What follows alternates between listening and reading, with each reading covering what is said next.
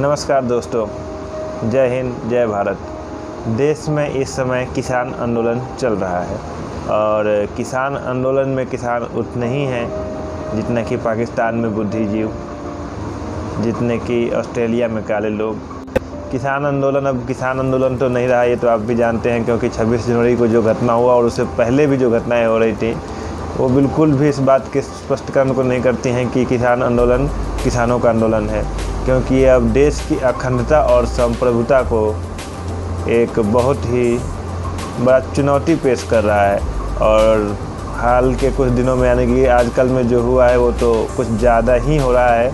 आप देख रहे हैं कि रिहाना और मियाँ खलीफा जैसे लोग भी अब इस बात में इंटरेस्ट ले रहे हैं कि भारत में किसान आंदोलन में किसान का सपोर्ट किया जाए।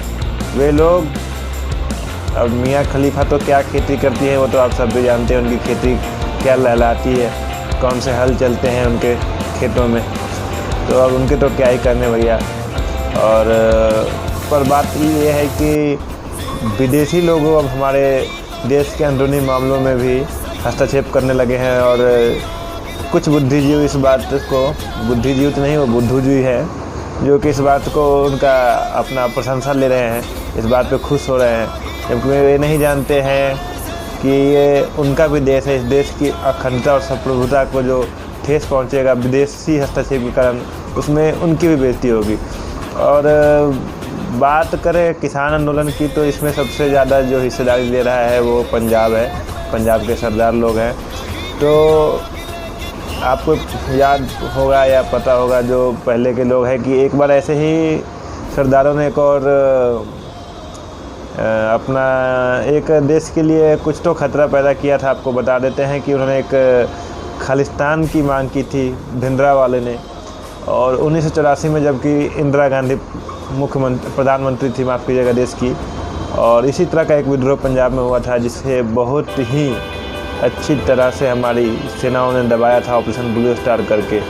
तो किसी तरह की अगर गलतफहमी को पाल रखा है हमारे किसी भी सरदार भाइयों ने जो कि किसान आंदोलन में सम्मिलित हैं, तो ख़ास करके उनके लिए ये बात जान लेना बहुत ज़रूरी है।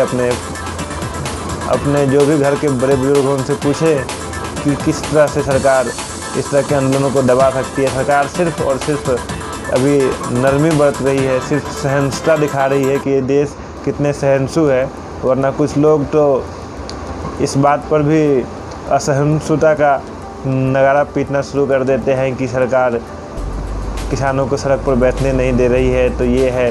बाकी पिछली वीडियो में आपने देखा ही होगा किस तरह से किसानों ने पुलिस वालों पर ट्रैक्टर चढ़ाने की कोशिश की, उनकी जान लेने की कोशिश की। अभी तक सैकड़ों पुलिस वाले घायल भी हो चुके हैं दोस्तों।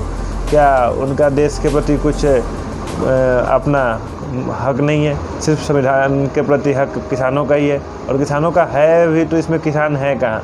बात तो ये है कि इस आंदोलन में किसान भी नहीं है, ये सिर्फ़ और सिर्फ खालिस्तानी आतंकवादी हैं जो कि देश के एक और टुकड़े के लिए अपने जो प्लानिंग है उसके तहत आगे काम कर रहे हैं। इस किसान आंदोलन में जितने भी लोग हैं उसमें से मैक्सिमम लोग बाहर से आए हुए हैं। इसमें कोई पंजाबी किसान नहीं है, मुख्य रूप से जो किसान हैं वो अपने खेतों में हैं, और बाकी जो हैं ये सब कनाडा, ऑस्ट्रेलिया से जो खालिस्तानी संगठन के जो लोग हैं वो आए हुए हैं। आपने हाल फिलहाल के दिन में देखा था एक युवक जिसकी ट्रैक्टर पलटने के कारण मौत हो गई थी, वो भी ऑस्ट्रेलिया का था। और अब जान लीजिए कि ऑस्ट्रेलिया से किस तरह के लोग किसान आते हैं किसानी करने के लिए।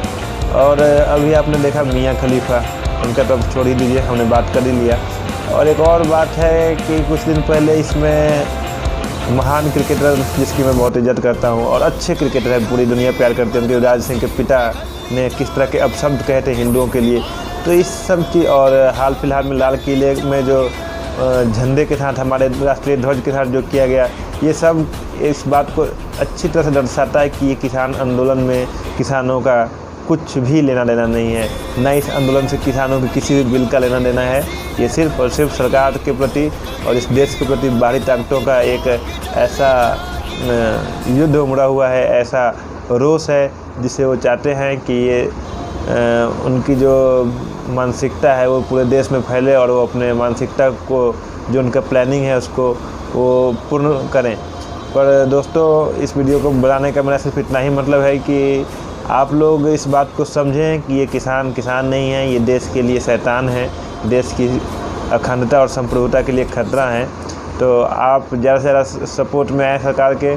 मैं ये नहीं कहा कि सरकार के हर फैसले सही होते हैं, हो सकता है किसान आंदोलन में भी कुछ किसान के लिए जो बिल आए थे, हो सकता है उसमें भी कुछ संशोधन करने की ज़रूरत हो, कुछ गलती सरकार से हो गई हो, लेकिन ये मतलब नहीं है कि किसान आंदोलन के बिल को संशोधन करने के लिए, सुधार करने के लिए आप देश की अखंडता और संप्रभुता के साथ इस तरह का खिलवाड़ करेंगे और राष्ट्रीय ध्वज के सर से अपमान करेंगे। और अब ये इस लेवल पर पहुंच गया है कि हमें अपने देश के साथ खड़ा होना है, अपने देश को सपोर्ट करना है, क्योंकि अब बाहरी ताकतें भी हमारे देश के विरोध में आवाज़ उठाने लगी हैं।